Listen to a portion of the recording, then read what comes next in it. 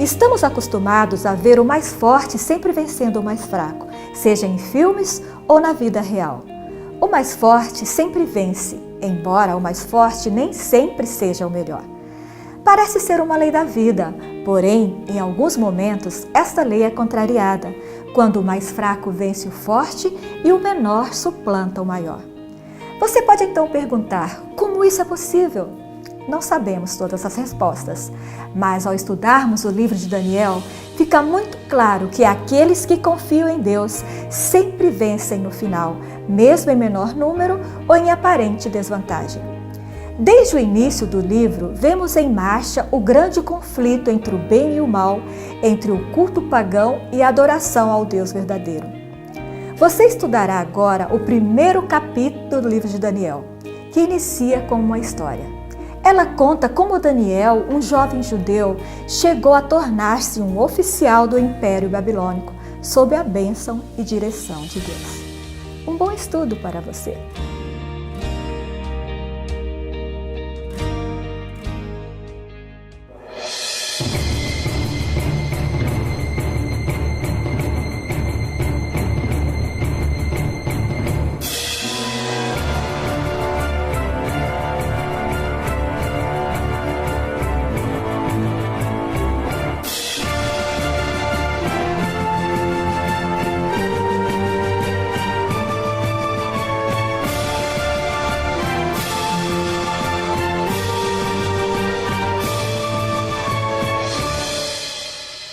Eu quero convidar você então a tomar a sua Bíblia e juntos estudarmos esse livro que foi escrito há 2.600 anos no passado.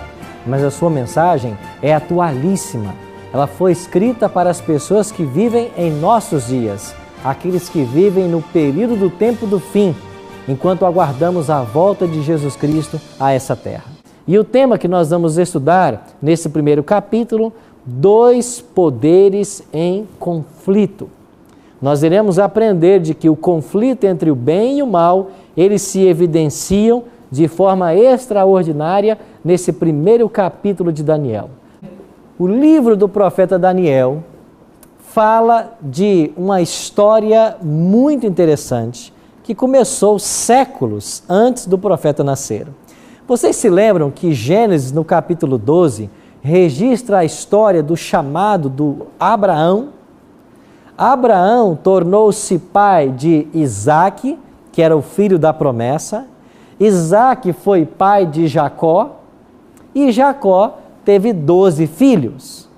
Esses 12 filhos receberam nomes distintos e depois eles organizaram clãs, famílias, tribos.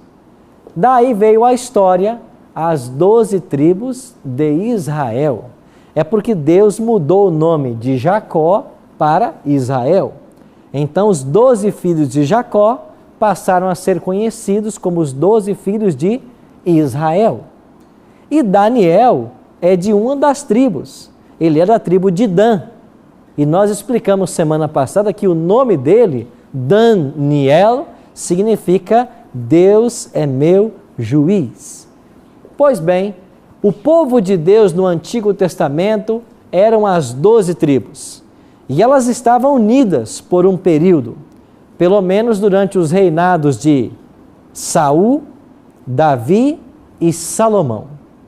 Durante esses 3 reinados, o povo de Israel, o povo de Deus, foi um povo unido em 12 tribos.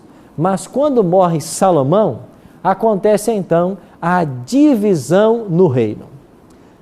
Jeroboão tornou-se líder de 10 tribos, Roboão tornou-se líder de 2 tribos.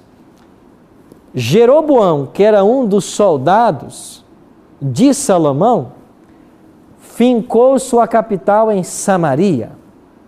E Roboão, que era filho de Salomão, continuou com a capital em Jerusalém, aonde governou Salomão, Davi e Saul. O reino do norte, ou Israel, é como ficou conhecido, ou como ficaram conhecidas, as 10 tribos que ficaram em Samaria. E o reino do sul ficou conhecido como Judá. Então, a partir da morte de Salomão, nós temos a divisão das tribos. A partir daí, 2 reis, o rei do norte e o rei do sul. Capital, Samaria, capital, Jerusalém.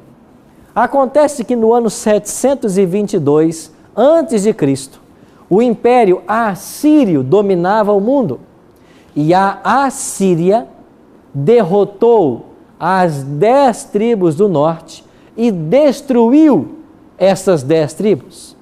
Então, o povo de Deus no Velho Testamento sobrou apenas 2 tribos que estavam em Jerusalém, conhecidos como o Reino do Sul ou o Reino de Judá, porque uma das 2 tribos era a tribo de Judá. Agora, estas 2 tribos que estavam ao sul, elas também um dia seriam levadas a cativeiro. E o cativeiro chegou nos dias do jovem Daniel, que é o livro que estamos estudando aqui no Bíblia Fácil. Quando vamos então para esse livro, o contexto que nós estamos vivendo é 2 reis.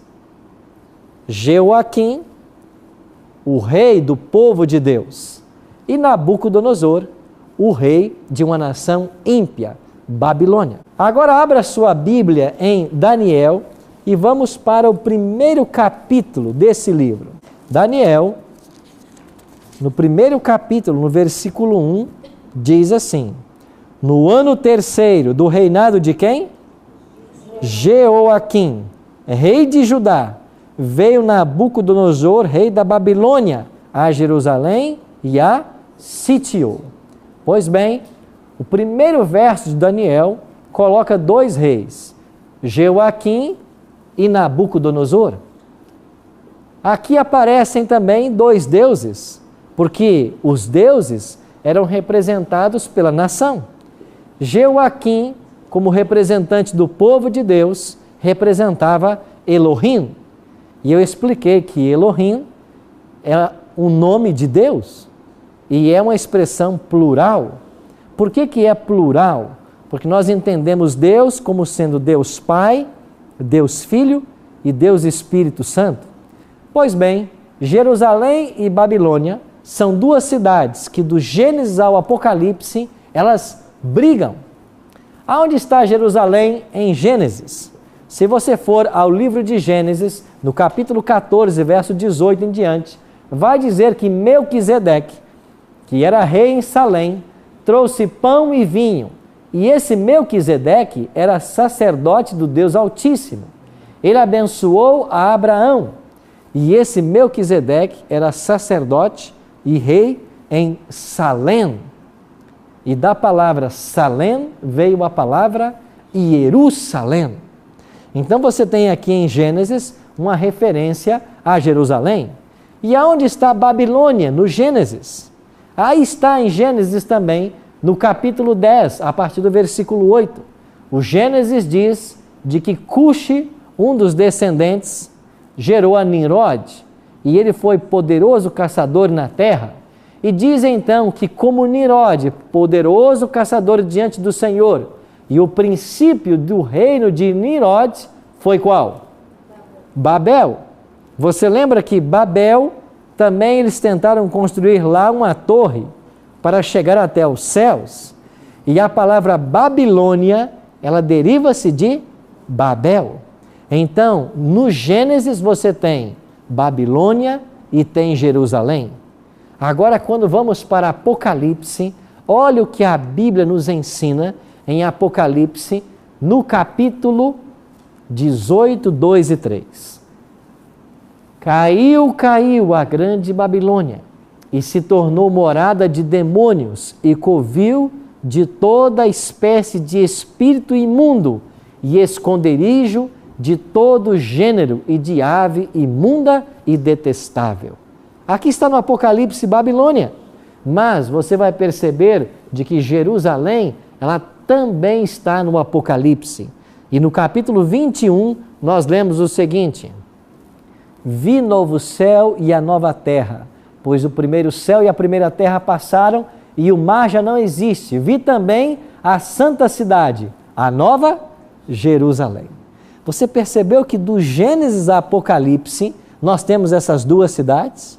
E em todos os momentos essas duas cidades, elas representam a sede do povo de Deus, do bem, e a sede do mal, a sede do inimigo de Deus. Do Gênesis ao Apocalipse, essas cidades caminham juntas. Estas duas cidades falam de dois poderes antagônicos. E quando esses dois poderes entram em conflito, o povo de Deus é envolvido. E aqui em Daniel, nós vamos encontrar o povo de Deus sendo envolvido em três aspectos.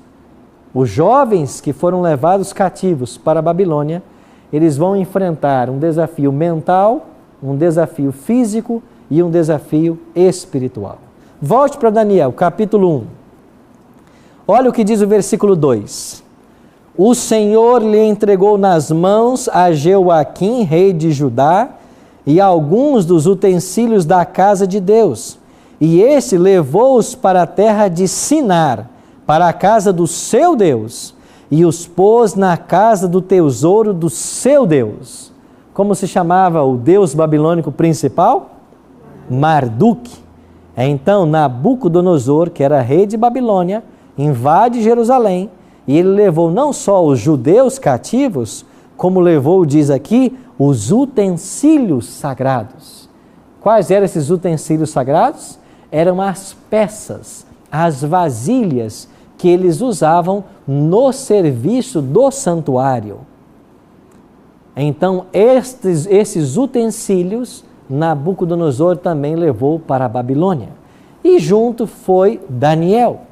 Daniel foi escravizado junto com 3 de seus amigos. Agora olhe para o versículo 3 e 4. Disse o rei a Aspenaz, chefe dos seus eunucos, que trouxesse alguns dos filhos de Israel, tanto da linhagem real como dos nobres, jovens sem nenhum defeito, de boa aparência, instruídos em toda sabedoria, doutos em ciência, versados no conhecimento, e que fossem competentes para assistirem no palácio do rei, e lhes ensinasse a cultura e a língua dos caldeus. Entre os jovens judeus escravizados estavam Daniel, Ananias, Misael e Azarias. 4 jovens que nós iremos ouvir falar muito deles daqui para frente. E o rei mandou que entre os príncipes judeus se escolhesse alguns jovens dos mais sábios, para que assistissem junto ao rei. E então eles deveriam ser preparados por um tempo. E aqui veio o primeiro desafio para o povo de Deus. Babilônia, a sede do inimigo de Deus, está agora querendo atacar os filhos de Deus.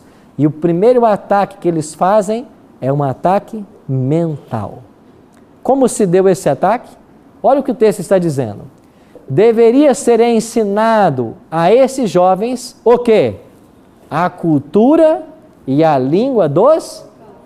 Pois bem, o povo babilônico, ou os caldeus, e quando falar de caldeu e babilônico, eu estou falando do mesmo povo. Os caldeus, os babilônicos, eram povos politeístas.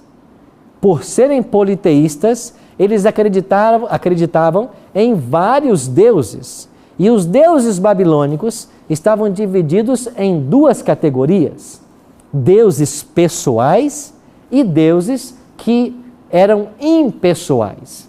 Deuses que funcionavam como protetores, como guardiões de cada pessoa, e deuses que habitavam fora, longe deles, os quais eles não tinham acesso.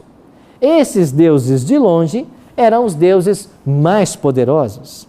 E agora essa cultura politeísta de todos esses deuses começou a ser ensinado para Daniel e seus amigos. O que o inimigo queria com isso? tornar esses jovens que eram monoteístas, que acreditavam em um único Deus, no Deus verdadeiro, em jovens politeístas. Então a primeira tentação desses jovens em Babilônia foi uma tentação mental.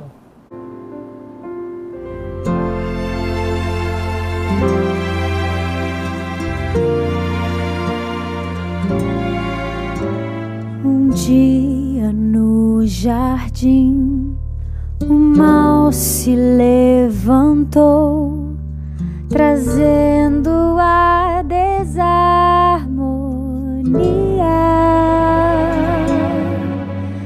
ensinos desleais, mentiras mais e mais distanciaram Deus do homem. Foi quando o frio apareceu, quando a primeira flor morreu e uma sombra de maldade no coração de Adão nasceu. Mas haveria um Salvador que morreria por amor. O Cordeiro aqueceria toda noite fria, pra não mais haver a dor.